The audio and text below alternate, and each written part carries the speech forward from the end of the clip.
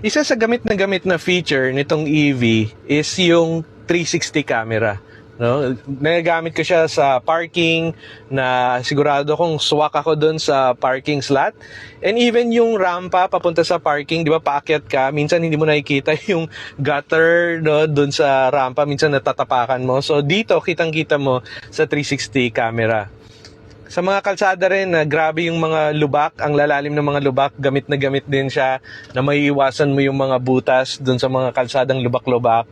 And napansin ko rin na kapag tag-ulan, no, mas maliwanag yung 360 camera kaysa dun sa nakikita mo sa windshield.